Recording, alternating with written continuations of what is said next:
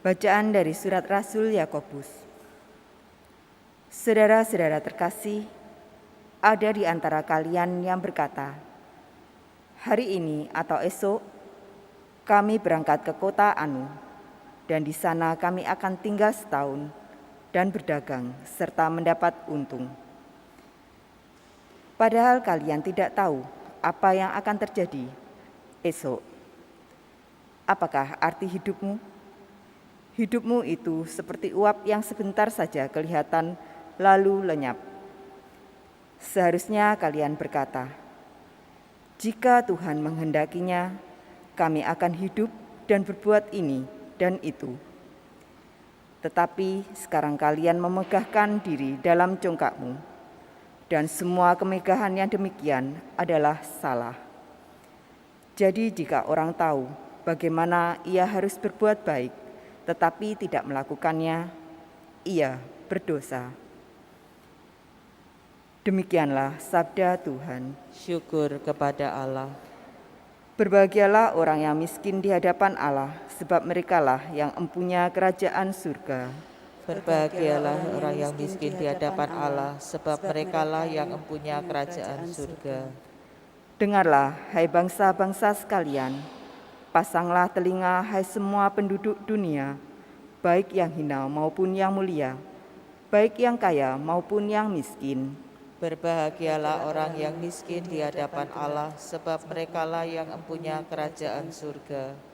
Mengapa aku takut pada hari-hari celaka, pada waktu aku dikepung oleh kejahatan para pengejarku, yang percaya akan harta bendanya dan memegahkan diri karena banyaknya kekayaan mereka.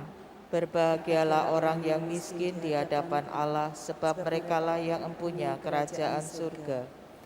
Tidak seorang pun dapat membebaskan diri atau memberikan tebusan kepada Allah ganti nyawanya. Terlalu mahallah harga pembebasan nyawanya dan tidak terjangkau untuk selama-lamanya, kalau ia ingin hidup abadi dengan tidak melihat liang kubur.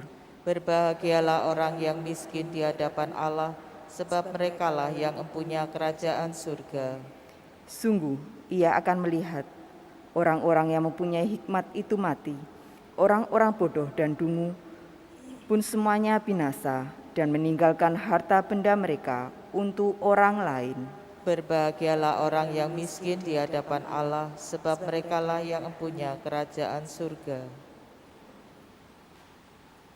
Haleluya, haleluya, haleluya, haleluya, haleluya, haleluya, haleluya, haleluya, haleluya,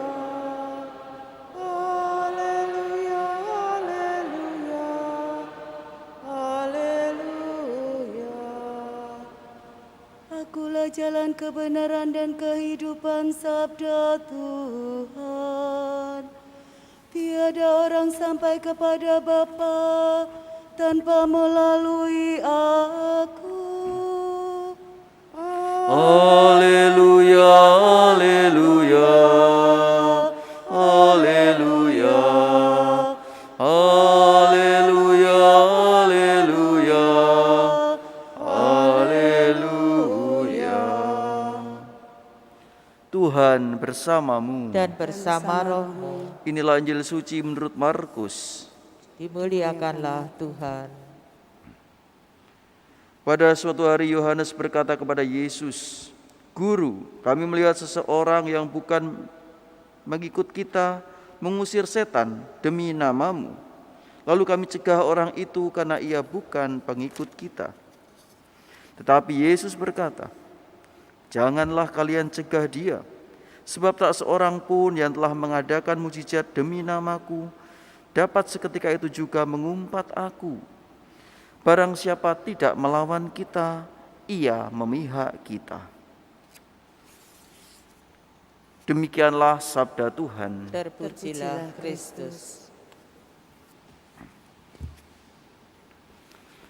Bapak, Ibu, dan saudara-saudariku yang dikasihi Tuhan, mungkin sebagian dari kita pernah memiliki yang namanya rencana. memiliki cita-cita, harapan, impian, dan sebagainya. Dan tidak jarang impian, harapan, cita-cita, angan-angan itu kemudian kita perjuangkan, baik secara jasmani kita perjuangkan ya, belajar keras, bekerja dengan baik dan sebagainya, atau juga dengan secara rohani yaitu berdoa. Kadang-kadang kita berdoa macam-macam ya, doa novena, doa rosario, doa kerahiman dan sebagainya dan sebagainya. Banyak devosi-devosi kita lakukan untuk kita memohonkan sesuatu. Begitu juga mungkin juga kita merayakan Ekaristi ya. Setiap pagi saya akan merayakan Ekaristi sebagai janji kita supaya doa kita terwujud. Kadang-kadang juga seperti itu ya. Tentu hal itu sangat baik menurut saya. Namun apa yang terjadi kalau misalkan apa yang kita harapkan, apa yang kita impikan, apa yang kita cita-citakan ternyata tidak terwujud, ternyata tidak terjadi sesuai harapan kita. Misalkan saja punya cita-cita menjadi PNS atau pegawai negeri sipil, kita berdoa, kita belajar keras, kita berdoa ya macam-macam, ternyata ya nggak lolos juga, ujian berkali-kali ya nggak lolos. Apa yang kita kemudian akan lakukan? Ya kadang-kadang ketika orang doanya nggak dikabulkan ada berbagai macam.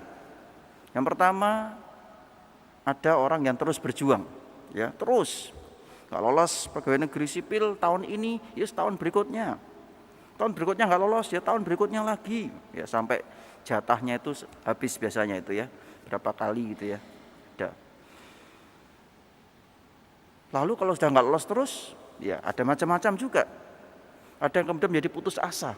Wah, Tuhan itu ternyata jahat. Dia tidak pernah mengabulkan doa-doaku. Nah, ada yang seperti itu. Namun ada juga orang yang sebaliknya. Ketika dia tidak terkabul doanya, tadi misalkan jadi PNS tadi, ya kemudian mencoba untuk ya coba saya alternatif yang lain. Alternatif yang lain adalah melamar menjadi pegawai swasta. Dan ternyata ketika dia bekerja sebagai pegawai swasta malah berhasil dengan baik. Dia mempunyai kedudukan yang baik, dia berhasil dengan baik, dia bekerja dengan baik dan sebagainya. Nah, ini ada perbedaan seperti itu. Yang pertama tentunya baik, berjuang terus. Tetapi ketika dia terus berjuang tanpa kemudian berusaha, mempunyai alternatif yang lain, memiliki harapan yang lain, tentu dia akan berakhir dengan kekecewaan. Namun orang yang kedua, ketika dia punya alternatif pemikiran yang lain, dan dia tetap berjuang, dan tetap berdoa, maka ia akan memiliki pengharapan. Saudara-saudaraku yang terkasih dalam Tuhan, bacaan pertama pada hari ini sebenarnya juga mengajak kepada kita, mengajarkan kepada kita untuk selalu menyandarkan hidup kita kepada Tuhan. Karena kita adalah milik Tuhan. Ya. Di sini dikatakan oleh Rasul Yakobus, apakah arti hidupmu? Hidupmu itu seperti uap yang sebentar saja kelihatan lalu lenyap. Seharusnya kalian berkata, jika Tuhan menghendakinya, kami akan hidup dan berbuat ini dan itu. Saudara-saudara yang terkasih dalam Tuhan, hendaknya kita boleh memiliki harapan dan harus kita memiliki pengharapan. Karena Kristus pun adalah sumber pengharapan iman kita. Namun tentunya kita tetap harus menyandarkan hidup kita kepada Allah. Kita harus menyerahkan segala sesuatunya kepada Allah. Karena Tuhan yang memiliki hidup kita, Tuhan yang memiliki diri kita. Dan kita percaya bahwa rencana Tuhan selalu baik bagi kita, bagi masa depan kita, bagi kehidupan kita. Oleh karena itu saudaraku yang terkasih dalam Tuhan, mari kita selalu dan senantiasa berharap. Kita senantiasa mohon rahmat Tuhan. Seperti sekarang dalam kondisi pandemi COVID ini, ya teruslah berharap kepada Tuhan melalui doa-doa kita dan juga melalui bagaimana kita menjaga diri kita sehingga tetap sehat. Sehingga dengan itu kita mempunyai selalu pengharapan akan kasih Tuhan, bahwa Tuhan pasti punya rencana yang indah bagi semua orang yang mengandalkan Dia dan percaya kepada Dia. Berkat Tuhan menyertai kita sekalian.